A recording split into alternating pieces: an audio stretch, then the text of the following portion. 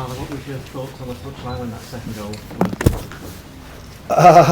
A relief, although I said immediately to my colleagues, might be a handball.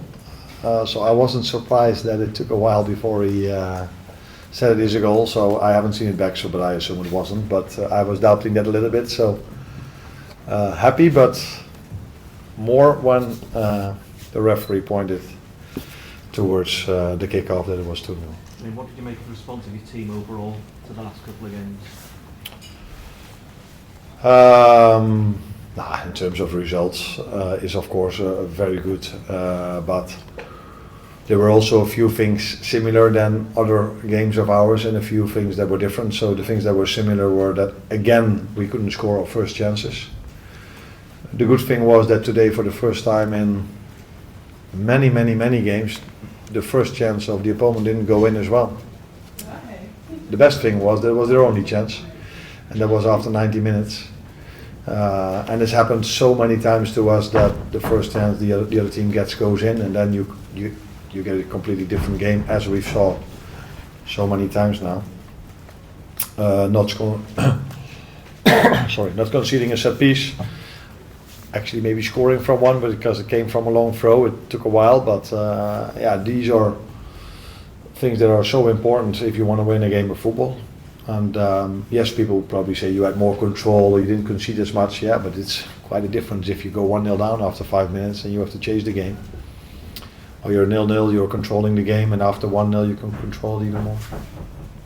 Isn't it 0-0 today? The supporters were to sing your name, and they were throughout the game. How much does that mean to you to have that unwavering support from them, even in spite of the last few weeks?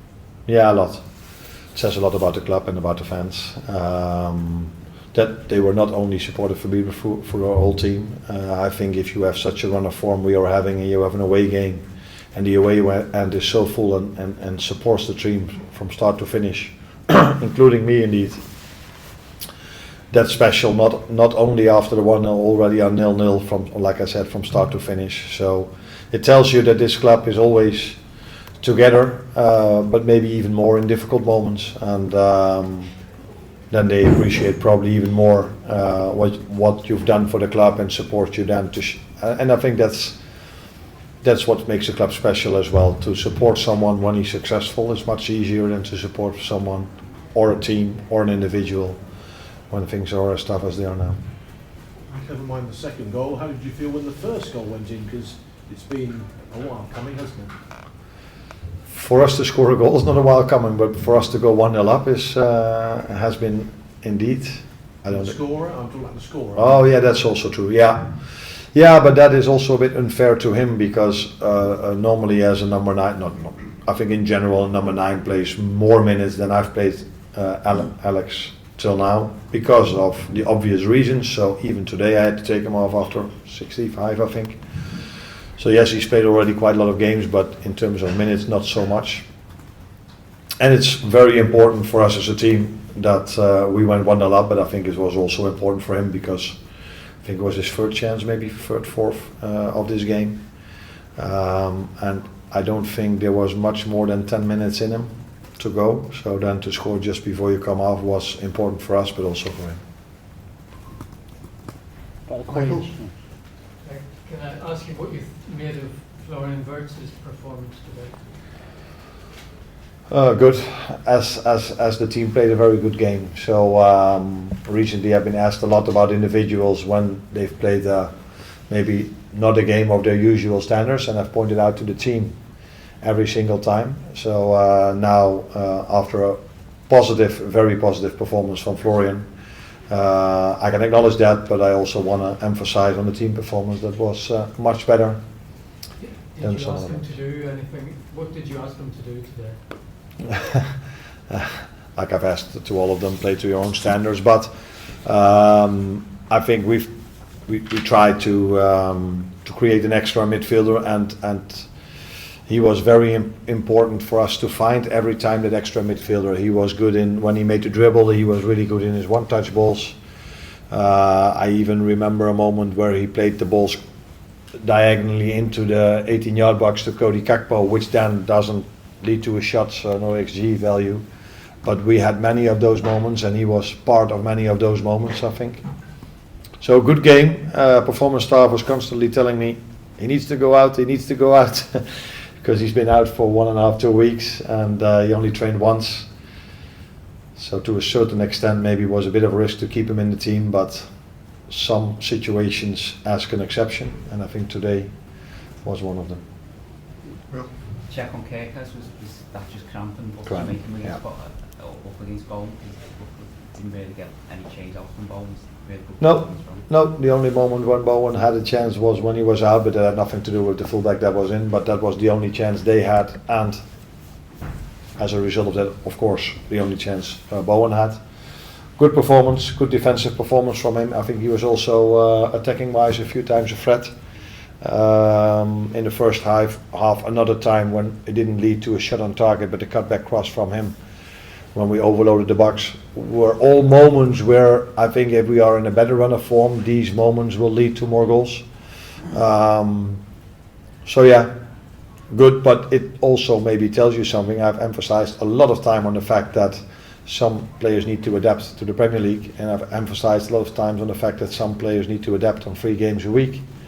And that maybe it's not a surprise that Milos has cramp in the end, for 2 reasons. He's not completely used to that, and second of all because he puts so much effort in every single time he plays.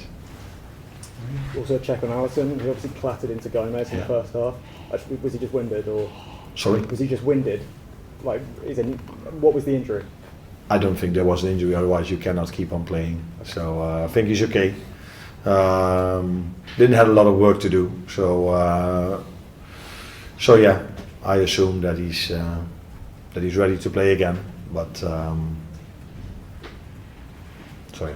Yeah, there was a lot of frustration in the crowd. I think maybe because of what happened yesterday at City, there's been like a bit of controversy around tactical injuries with goalkeepers. Like, do you think that's an issue, or is it not something that's in your mind? I don't know what happened at City, so you have to tell me first. Donnarumma went down after being like shouted at by Ruben Diaz, and he was down for a period, and there was speculation over whether it was like a tactical injury. Okay.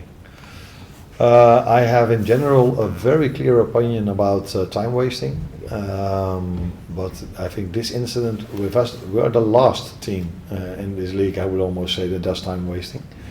But I've noticed in the last few weeks when we've lost and when we're a goal down, I've seen so many time wasting, so it's a bit of a, and I was constantly hoping if I would get that question, if people would notice it, and now we are winning, and I get the question about time wasting. This is so weird. Actually, the other team where I would never suspect time wasting over City, by the way, because I've said so many times on Paris Saint-Germain game or so many games we've played, they were just a joy to watch because that was never part of the game. And I've watched recently a lot of games where time wasting was a part of it. So I would be in favor a lot about that the Premier League is going to do something about time wasting, and I have my ideas about it, but it's not smart to say anything about it after you lose a game of football. But if anyone is interested in the Premier League, I'm more than open to talk to them about my ideas. Just quickly, last time Mo didn't start Premier League game, it was April 2024 here. What was your thinking behind not starting him today? Was it just you needed to have a rest, or? No, I got this question, of course, already a lot, and it's every time when we play a game, when I don't play Florian Wirtz, when I don't play Alexander Isak, when I don't play Koitike, when I don't play Mo Salah, it's about that, which is normal because they're all outstanding players, and Mo has had an unbelievable career at this club and will have a very good future at this club. Because he's such a special player. 4 games in 10 days with only 14 to 15 outfield players available for us.